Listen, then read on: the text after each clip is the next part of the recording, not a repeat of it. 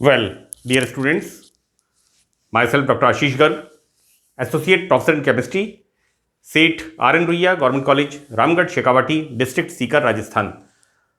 बच्चों BSc part first में second paper organic chemistry हमने टॉपिक स्टार्ट किया हुआ है एल्काडाइंस। और एल्काडाइंस में मैंने इससे पहले 8th ए लेक्चर, बच्चों ये एक्चुअली दो पार्ट्स में इसको मैंने डिवाइड किया है। जो इसका 8वां भाग है इसको दो भागों में डिवाइड किया है, 8A एंड 8B, राइट। बच्चों हमने स्टार्ट किया था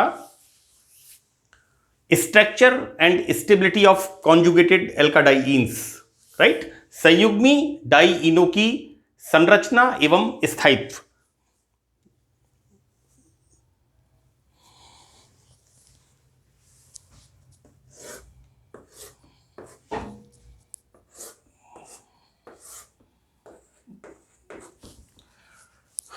देखिए बच्चों, क्या होता है कि स्ट्रक्चर ए के बारे में मैंने इससे पहले वाला जो लेक्चर है 8A, उसमें मैंने एक्सप्लेन किया था और मैंने ये बताया था कि किस तरह से 1,3-ब्यूटाडाइन का C1, C2, C3, C4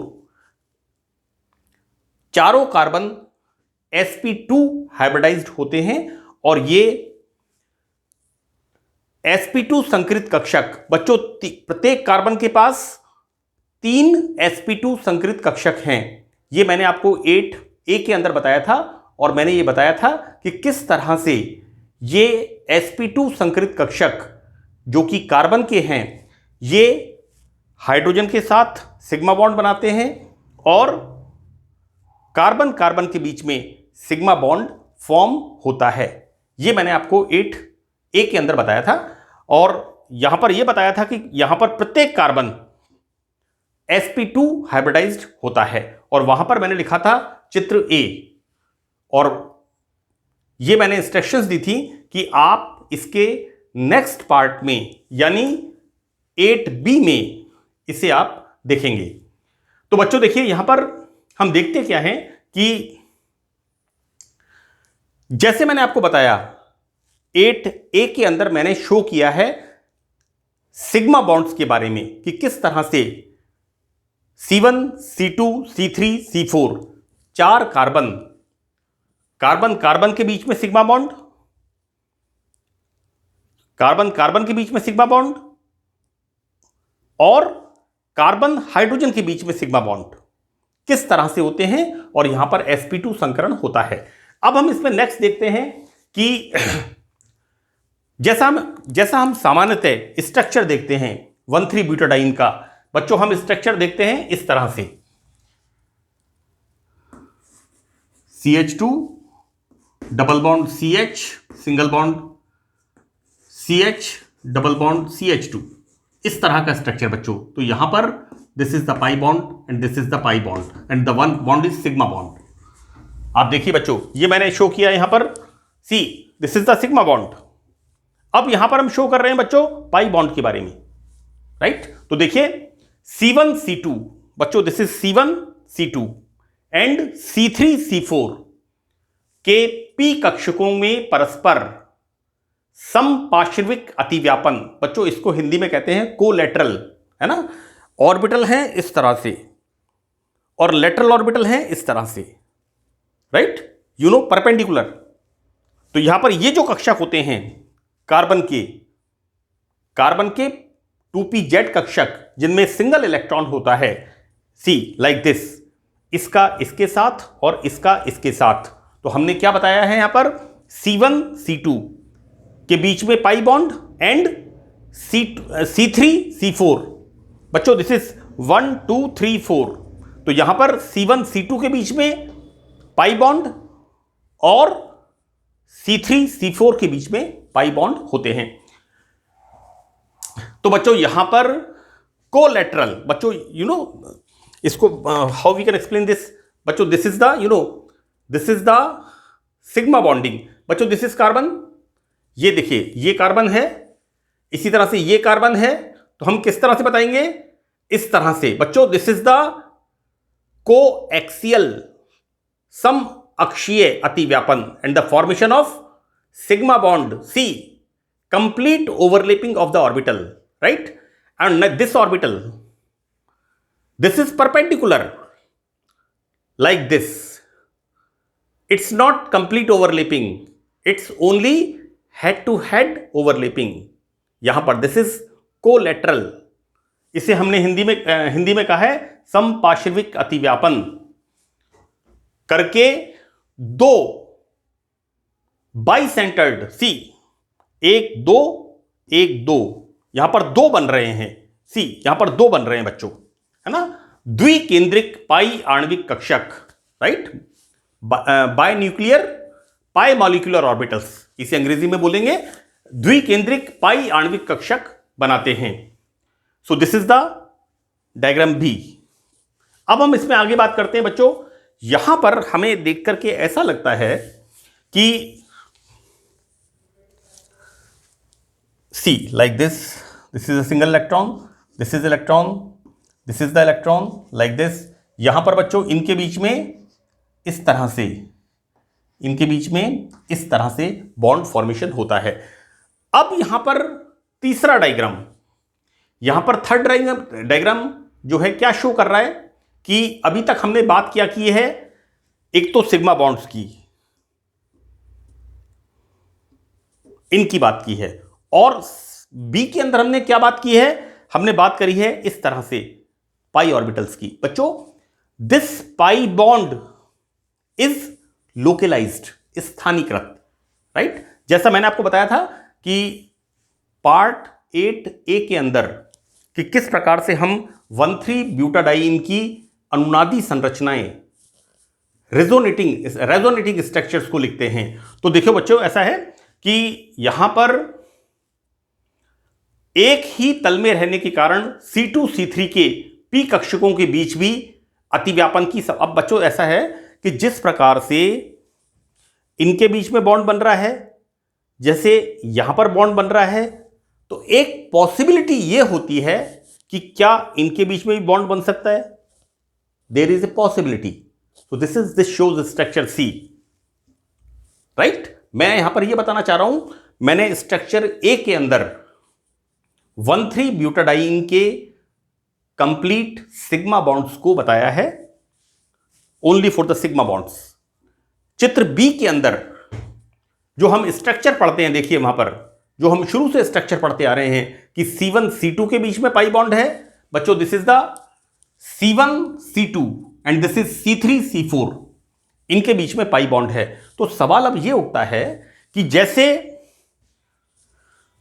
ये सब कहां हैं? इस तरह से like this plane of the paper, है ना? एक प्लेन पर है, तो एक प्लेन पे होने के कारण जैसे इनके बीच में पाई बॉन्ड फॉर्मेशन हो रहा है, ठीक उसी प्रकार से इनके बीच में भी हो सकता है. It is a possibility, right? तो इस प्रकार यहां हम ये मान सकते हैं बच्चों. मानने का मतलब यह कि चूंकि यहां पर हमने जो अनुनादी संरचनाएं हैं, उन अनुनादी संरचनाओं में हमने क्या देखा है? That CH2 minus, CH double bond CH, single bond CH2 plus, like this bond shifted here and this bond shifted here. This is the resonating structure. This is C2 and C3. So there is a possibility, एक संभावना हो सकती है. तो बच्चों यहां पर इसको कैसे बताया गया कि स्थानीकृत, कांस्टेंट, स्टेबल, है ना, लोकलाइज्ड पाई आणविक कक्षक के स्थान पर डीलोकलाइज्ड पाई, delocalised 4 nuclear pi molecular orbitals. बच्चों इस तरह से यहां पर पाई, दिस इज द डीलोकलाइज्ड. जैसा मैंने वहां बताया है, वहां पर क्या हो रहा है? वहां पर डीलोकलाइजेशन ऑफ द इलेक्ट्रॉन. हम 1,3-ब्यूटाडाइन की रेजोनेटिंग स्ट्रक्चर्स को बता रहे हैं कि किस तरह से इलेक्ट्रॉन का डीलोकलाइजेशन होता है और structure second and structure third का फॉर्मेशन होता है। तो यहां पर हमने यह बताया है कि किस तरह से स्थिरीकृत पाई आणविक कक्षक के स्थान पर विस्थानीकृत delocalised four centred obviously C1 C2 C3 C4 चतुर्केंद्रीय पाई आणविक कक्षक बनता है, जो कि अणु के तल के ऊपर और नीचे रहता है। बच्चों, इस प्रकार की आणविक संरचना के फलस्वरूप ही 1,3-ब्यूटाडाइईन अधिक स्थायी होता है। तो बच्चों, this is the complete explanation. ये मैंने बताया है कि किस तरह से सिग्मा बॉन्ड बनते हैं, यहां पर किस तरह से पाई बॉन्ड का फॉर्मेशन होता है between C1 C2 and C3 C4, और साथ में जो हमने अनुनादी संरचनाएं लिखी हैं, अनुनादी संरचनाएं 8A के अंदर बच्चों हमने 3 अनुनादी संरचनाएं लिखी हैं, structure first, second and third. तो सेकंड और थर्ड के अंदर किस प्रकार C2 और C3 के बीच में इस तरह का पाई बॉन्ड फॉर्मेशन होता है, लाइक दिस। एनीवे, हम आगे चलते हैं, इसको देखते हैं। तो दिस इज द, ये कैसे बना, इस तरह से डिलोकलाइज्ड पाई मॉलिक्यूलर ऑर्बिटल।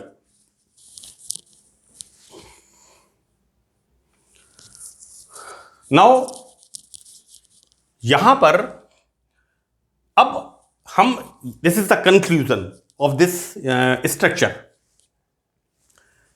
क्या देखते हैं कि 1,3-ब्यूटाडाइईन के इन तीनों स्ट्रक्चर से क्या लगता है कि इन जैसे इन दोनों के बीच में यहां पर ऐसा प्रतीत होता है कि C2 C3 इनके बीच में double bond character C1 C2 और C3 C4 के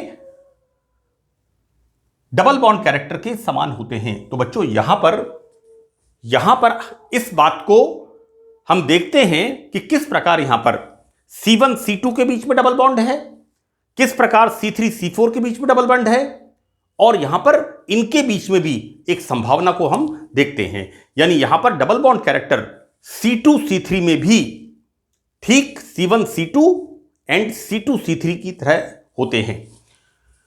लेकिन दिस इज द पॉइंट, यहां पर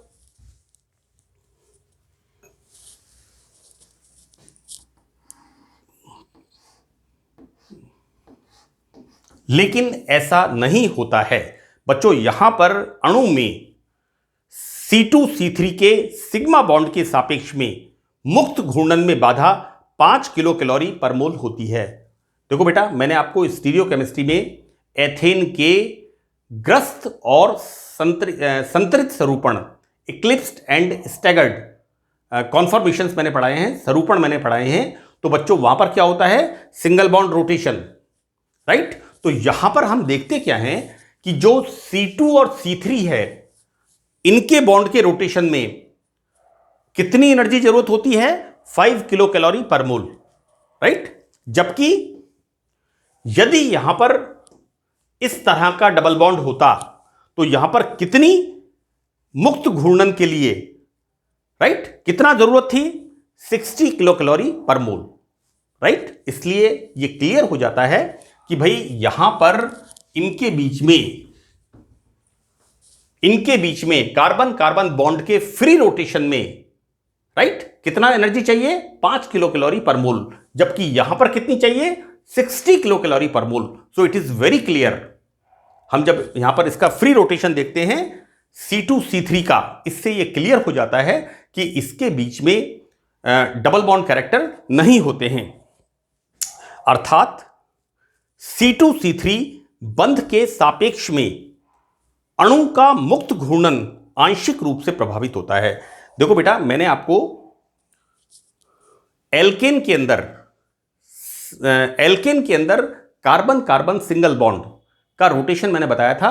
तो मैंने वहां पर कहा था 3 किलो कैलोरी पर मोल, राइट। यहां पर कितना है, 5 किलो कैलोरी पर मोल, राइट। तो बच्चों, यहां पर slight character, slight delocalisation of the electron, right. तो यहां पर आंशिक रूप से प्रभावित होता है बच्चों। C2 C3 इन दोनों के बीच में फ्री रोटेशन आंशिक रूप से प्रभावित होता है, अतः ब्यूटाडाइईन के दो रूप, एक बनता है इस तरह से, दिस इज द ट्रांस, बच्चों this is the chair form, यह आपने पढ़ा है अच्छी तरह से, इसको मैंने स्टीरियोकेमिस्ट्री के अंदर भी साइक्लोहेक्सिन के कॉन्फॉर्मर्स बताए हैं, उसमें भी बताया है boat form and chair form. तो बच्चों this is the trans form, यहां पर इस तरह से स्ट्रक्चर होता है, और बच्चों this is the cis form, this is the boat form structure, right. और यहां पर क्या होता है बच्चों, मैं आपको बता दूं,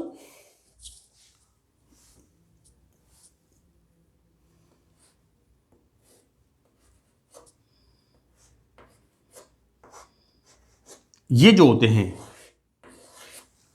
राइट, यहां पर बच्चों देखिए, ये जो C1 एंड C4, ये जो CH2 के हाइड्रोजन होते हैं, इसे कहते हैं फ्लैगपोल हाइड्रोजन। ये मैंने स्टीरियोकेमिस्ट्री के अंदर साइक्लोहेक्सेन के कॉन्फॉर्मेशंस में बताया है, राइट। तो बच्चों यहां पर chair form is more stable then boat form, right, या हम इसको कह दें ट्रांसफॉर्म अधिक स्थायी होती है सिस फॉर्म की तुलना में। क्यों स्थायी होती है? क्योंकि यहां पर इस तरह का हिंड्रेंस होता है, राइट। तो बच्चों यहां पर हम इसे कंप्लीट करते हैं, 1,3-ब्यूटाडाइईन या कॉन्जुगेटेड एल्काडाइईन का स्ट्रक्चर एंड स्टेबिलिटी, राइट, संरचना एवं स्थायित्व, ये 1,3-ब्यूटाडाइईन का कंप्लीट होता है। तो that's all in this lecture, thank you.